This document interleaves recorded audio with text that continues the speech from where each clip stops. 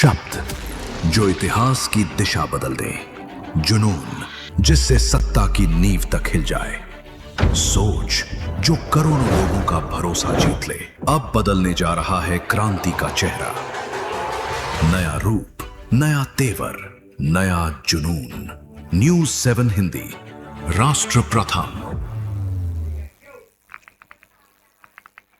नमस्कार, आप देख रहे हैं न्यूज 7 हिंदी। मैं हूं आपके साथ चंदन मिश्रा। उत्तर प्रदेश आबादी के लिहाज से देश का सबसे बड़ा राज्य है। ऐसे में कानून व्यवस्था सिर्फ सरकार की जिम्मेदारी नहीं, बल्कि हर नागरिक की सुरक्षा से सबसे बड़ा सवाल है। एनसीआरबी के आंकड़े अपराध के कई मामलों में गिरावट की तस्वीर जरूर दिखाती है, लेकिन सवाल सिर्फ आंकड़ों का नहीं है। सवाल है, क्या आम आदमी खुद को सुरक्षित महसूस कर रहा है? क्या थाने में शिकायत दर्ज कराने से लेकर अदालत में इंसाफ मिलने तक व्यवस्था पीड़ित के साथ खड़ी दिखाई देती है? क्या पुलिस की कार्रवाई अपराधियों में कानून का डर पैदा कर पा रही है? और अगर अपराध हो ही जाए तो पीड़ित को जल्द न्याय दिलाने की व्यवस्था कितनी मजबूत है? आज की चर्चा में हम सिर्फ यह नहीं पूछेंगे कि अपराध बढ़ रहा है या घट रहा है, बल्कि हम बात करेंगे कि अपराध रोकने के लिए कानून व्यवस्था में और क्या सुधार जरूरी है।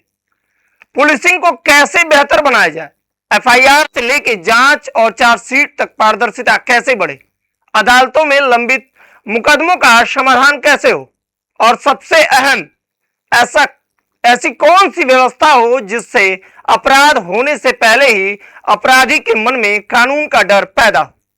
इन्हीं सवालों पर आज हमारे साथ बात करेंगे वरिष्ठ क्राइम एडवोकेट जुड़ चुके हैं। चर्चा होगी आंकड़ों से बढ़कर कानून व्यवस्था की वास्तविक चुनौतियों और उनके समाधान पर। हमारे साथ जुड़ चुके हैं एडवोकेट शिवेंद्र पांडे जी। बहुत बहुत स्वागत है शिवेंद्र पांडे जी। नमस्कार सर, थैंक यू। पहला सवाल, कानून व्यवस्था, जो सरकार अपराध के आंकड़ों में कमी को कानून व्यवस्था में सुधार बताती है, लेकिन आपके हिसाब से कानून व्यवस्था मजबूत होने की असली कसौटी क्या होनी चाहिए? कम अपराध, तेज पुलिस कार्रवाई, या दोषियों को समय पर सजा? देखिए चंदन जी, सबसे पहले तो बहुत बहुत धन्यवाद जो आपने इतना संवेदनशील मुद्दा और अपने चैनल के माध्यम से उठाया है, और जिसने बतौर एक वक्ता एक राय लेने के लिए, एक अधिवक्ता के तौर पर मैं जो राय दे सकता हूं, जो चीजें हम लोगों के संज्ञान में आती हैं, और पुलिस अदालत और कोर्ट कचहरी के चक्कर में जो लोग आते हैं और जिन चीजों को हम महसूस कर पाते हैं। देखिए कहीं भी पुलिसिंग सिस्टम जो है वो अकेले डिपेंडेंट नहीं है सर। विधायिका के द्वारा बनने वाले कानून पुलिस प्रशासन और एडमिनिस्ट्रेशन के द्वारा उसको प्रिवेल कराए जाने वाले सिस्टम के हिसाब से, और उसके बाद अंत में अगर कोई अपराध घटित होता है तो उस अपराध घटित होने के बाद से न्यायपालिका की क्या दशा और दिशा होती है, किस तरह से प्रशासन उसमें चार्जशीट कर रहा है, एविडेंस कैसे ला रहा है, कितने गवाहों को टर्न अप करा पा रहे हैं, ये सारी चीजें निर्भर करती हैं। और आज के डेट में नहीं, हम पिछले विगत कई वर्षों से सुनते चले आ रहे हैं, इसमें बड़े बड़े जुडिशियल एक्टिविज्म आज गए, बहुत सारी बातें हुई कि न्यायालय में इतने सारे केसेस पेंडिंग है, अदालत में इंसाफ नहीं हो पा रहा है, ये नहीं हो पा रहा है, वो नहीं हो पा रहा है। देखिए वास्तविकता यही है कि उत्तर प्रदेश हो या भारत के कोई अन्य वो हो, लेकिन एनसीआरबी का आंकड़ा जब हम उठाते हैं तो देखते हैं कि उत्तर प्रदेश अभी भी कहीं ना कहीं अपराध की चपेट में है। अपराध के मॉड्यूल और तरीके बदल गए हैं। कहीं ऑनर किलिंग के सम्मान में अपराध हो रहे हैं, कहीं रिवेंज के बदले में अपराध हो रहे हैं, कहीं साइबर अपराध हो रहे हैं, कहीं धोखाधड़ी के अपराध हो रहे हैं, कहीं महिलाओं के साथ क्रूरता हो रही है। गोरखपुर उत्तर प्रदेश में देख लीजिए, अभी एक छोटी बच्ची 10 साल की थी, पुलिस प्रशासन के लोग थे, पुलिस के वो कांस्टेबल थे जो ऑन ड्यूटी बताए गए, उन्होंने जाके उसके साथ अपराध किया, ब्रूटल मर्डर किया, उसके साथ रेप किया, उंगलियां काट दी उसकी। तो सवाल ये है कि कितने कानून का हम पालन करा पा रहे हैं, और पुलिसिंग सिस्टम का कितना ज्यादा मॉड्यूल जो है वो ऑन रोड, ऑन लोगों के बीच में कितनी सुलभता से उतर पा रहा है। न्यायपालिका में आज के डेट में मैं बता दूं कि उत्तर प्रदेश 2018 में सिविल जज जूनियर डिवीजन की भर्ती आई थी, जिसमें लगभग 610 पद थे। उसके बाद 2022 में परीक्षा हुई, और 2022 के बाद से आज तक उत्तर प्रदेश में न्यायिक सेवा की भर्ती नहीं आई। तो कहीं ना कहीं जब जुडिशियल इंफ्रास्ट्रक्चर पर केसेस के लोड बढ़ रहे हैं, तो सरकार का, लोक सेवा आयोग का और जो संस्थाएं जुडिशियल इंफ्रास्ट्रक्चर को चला रही हैं, उनका ये दायित्व बनता है, उनका ये कर्तव्य बनता है सर, कि इस तरह की वैकेंसीज लाई जाए और न्यायपालिका पे पड़ने वाले जो बोझ हैं उनको सरल किया जाए। उत्तर प्रदेश इतना बड़ा जनपद है, प्रदेश है, और यहाँ बड़े बड़े जनपद हैं, गोरखपुर है, हमीरपुर है, बदायूं है, इतने बड़े बड़े जिले हैं, लेकिन आप कहीं चले जाइए, आप वहां सहायक अभियोजन अधिकारी की स्थिति देख लीजिए, जो मुकदमों की पैरवी करते हैं, जो सरकार का अभियोजन का पक्ष रखते हैं, उनको कृपा पात्र 5-5 साल के लिए बनाया जा रहा है। अदालतों में परमानेंट सहायक अभियोजन अधिकारी नहीं है। तो सवाल यह है कि जुडिशियल सिस्टम, पुलिसिंग सिस्टम और विधायिका द्वारा कानून बनाए जाने वाले कानून का, इन तीनों को अगर एक ढांचे में हम रखेंगे तो मुझे लगता है कि सबकी सहभागिता बराबर की है, किसी एक तरफ से ये सारी चीजें खत्म नहीं की जा सकती। नहीं, कई बार देखा जाता है कि सबसे पहली दिक्कत तो यही आती है कि अगर कोई भी आदमी परेशान है, पीड़ित है, उसका पहले जो प्राथमिकता होती है कि एफआईआर दर्ज हो, वही नहीं हो पाता है सबसे पहली प्राथमिकता। दूसरा सबसे बड़ा सवाल है कि क्या एफआईआर दर्ज करने की जो प्रक्रिया है वो पारदर्शी है? इस समय जवाबदेही है, उसमें किसी की जवाबदेही बन रही है कि एफआईआर दर्ज हो गया है और उस पर कितनी जवाबदेही कौन दे पा रहा है?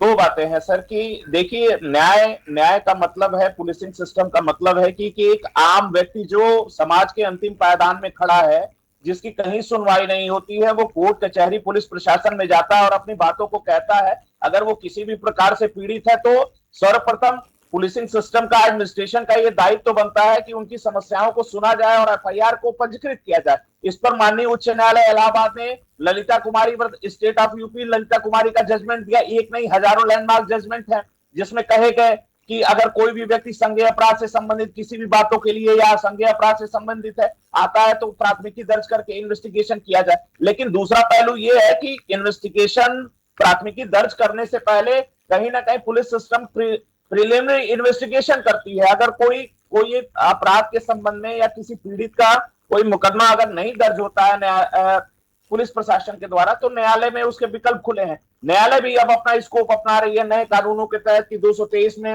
एक्यूज को अपॉर्चुनिटी दे रही है, प्रिलिमिनरी इंक्वायरी इन्वेस्टिगेट कराते हैं कि हाँ मामले की कितनी सत्यता है। तो कहीं ना कहीं देखिए, आए दिन कहीं ना कहीं हम लोग ऐसे समस्याओं से जो जब जूझ रहे हैं तो उनको विकल्प को भी तलाशने का प्रयास करते हैं। लेकिन हमारे सामने बहुत सारी ऐसी चुनौतियां हैं जिन चुनौतियों से निपटने का प्रयास करना है। और मुझे लगता है कि जिस तरह के अपराध अभी गोरखपुर में जो अपराध हुआ, जो नृशंस हत्या हुई है शिव कुमार तिवारी बिजली ठेकेदार की, अब उसमें दूसरा पक्ष आकर ये कह रहा है कि हमारे साथ 2024 में न्याय नहीं हुआ था तो उसके रिवेंज के बदले में हमने इस तरह का किया है। तो अगर इस तरह के कृत्य पे और इस तरह के आधार पर पूरा देश चल पड़ेगा तो मुझे लगता है हर हाथों में तलवार होंगी और आदमी खुद न्याय करेगा। कोर्ट कचहरी और पुलिस प्रशासन के सिस्टम को बंद कर दिया जाए। तो मुझे लगता है कि अभी और भी पारदर्शिता की जरूरत है और पुलिसिंग सिस्टम में जो व्यापक भ्रष्टाचार समाहित हो चुका है उसको भी दूर करने की जरूरत है। एक मॉनिटरिंग होनी चाहिए। अभी कुशीनगर कस्या में देखा गया, ये पाया गया कि पुलिस के ही 2 सिपाही थे जिसको वहां के पुलिस अधीक्षक ने निलंबित किया कि वो रात को रंगदारी मांगने चले गए, महिलाओं के साथ अभद्रता कर रहे थे। तो कहीं ना कहीं पुलिस का कंडक्ट भी कटघरे में आता है और कहीं ना कहीं एक जवाबदेही संस्था जो ऐसी होनी चाहिए कि जो पुलिस के आचरण को मॉनिटर करे, उनको देखे, समझे और सुने, ये बहुत ही ज्यादा जरूरी है। क्या आपको नहीं लगता है कि क्या यूपी की पुलिसिंग को तकनीकी और फॉरेंसिक के स्तर पर और मजबूत करने की जरूरत है? देखिए, उत्तर प्रदेश पुलिस के संबंध में माननीय उच्च न्यायालय इलाहाबाद ने ये अभी ही टिप्पणी की थी एक जजमेंट में कि जो पॉलिटिकल पार्टी से जुड़े हुए जो बड़े पद पे बैठे हुए लोग हैं वो पुलिस को अपने पॉलिटिकल वेंडेटा के लिए इस्तेमाल करते हैं। पॉलिटिकल वेंडेटा जहां उनका हित सकता है वहां वो कार्रवाई कराते हैं, नहीं तो विधायिका के लोग बैठ के उसमें हस्तक्षेप करते हैं। दूसरा, पुलिस सिस्टम को सुधारने के लिए पूर्ववर्ती सरकारों ने, वर्तमान सरकारों ने सभी काम किया, लेकिन पूर्ण रूप से कोई सुधार नहीं हो पाया। पुलिस प्रशासन में बैठे अगर अधिकारी हैं और ऐसे अधिकारी जिनकी अपनी आजीविका अपने तनख्वाह से नहीं चलती और वो भ्रष्टाचार की तरफ रुख करते हैं तो आप उनसे क्या उम्मीद करेंगे?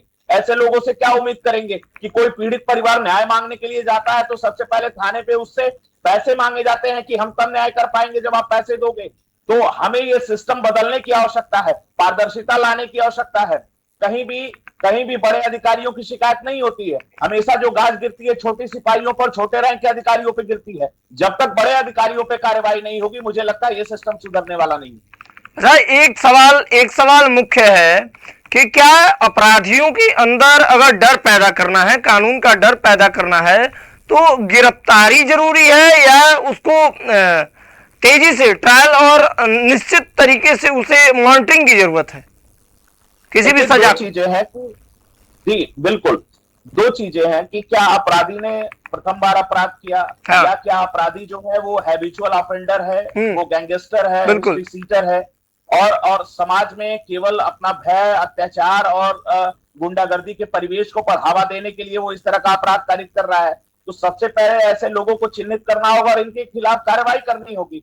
दूसरा ये कि सिस्टम और विधायिका में बैठे वो लोग, जो लोग अपने जाति और कास्ट बेस्ड सिस्टम के आधार पर अपराधियों का चयन करते हैं कि अगर ये इस वर्ग का अपराधी है तो इसको थोड़ा सा लिबरल रखना, अगर इस वर्ग का है तो इस पे हार्डकोर कार्रवाई करना है। तो हमें लगता है कि ये सूचिता बड़ी पारदर्शी करनी होगी कि कानून सबके लिए बराबर हो। अपराधी अगर अपराधी है तो चाहे किसी भी जात, बिरादरी, धर्म का हो, उसके ऊपर ठोस कार्रवाई हो। किसी भी पॉलिटिकल विंडेटा में, किसी भी पॉलिटिकल मैकेनिज्म और मैकेनिक्स के तौर पर पुलिसिया सिस्टम का इस्तेमाल नहीं किया जाना चाहिए। अपराधी किसी भी जात, समूह, समुदाय और वर्ग से हो, उसके ऊपर कार्रवाई होना नितांत आवश्यक है।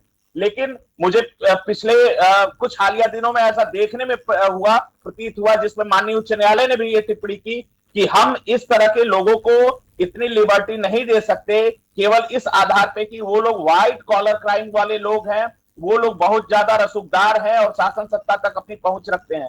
तो मुझे लगता है कि कहीं ना कहीं शासन प्रशासन को इस पर विचार करना होगा और इसके संबंध में अपनी जो भी एक बैठक हो सकती है, एक रिव्यू मीटिंग हो सकती है, उस मीटिंग को करना चाहिए। एनुअल कैरेक्टर रिकॉर्ड को देखा जाए, पुलिस में बैठे लोगों के एनुअल कैरेक्टर रिकॉर्ड को देखा जाए, उनकी मानव संपदा पोर्टल के हिसाब से जो संपत्ति वास्तव में बताई जा रही है क्या वो उनकी संपत्ति है या नहीं है। बहुत सारे अधिकारी ऐसे हैं जिनको पाया गया है कि वो भ्रष्टाचार में व्यापक रूप से लिप्त है, नहा रहे हैं पैसे पे, और आपकी सैलरी कम है, आपके बच्चे की फीस 2.5 लाख है बड़े बड़े कॉलेजों में, कहां से भर रहे हो? आखिर ये भ्रष्टाचार का ही पैसा है, कहां से ये पैसा लाया जा रहा है?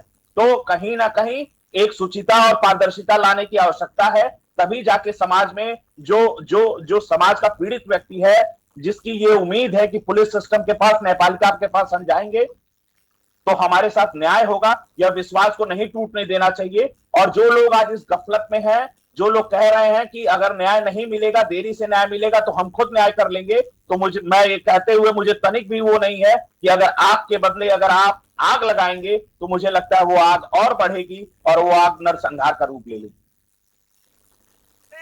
यहाँ पे देखा जाए तो कभी कभी ऐसा होता है कि पीड़ित को कई मामले में आरोप लगता है कि आरोपी की गिरफ्तारी हो गई, लेकिन पीड़ित परिवार जो है वर्षों तक अभी भी अदालत के चक्कर लगाता है, उसका सही हल नहीं निकल पाता है, न्यायालय के चक्कर लगाता रहता है।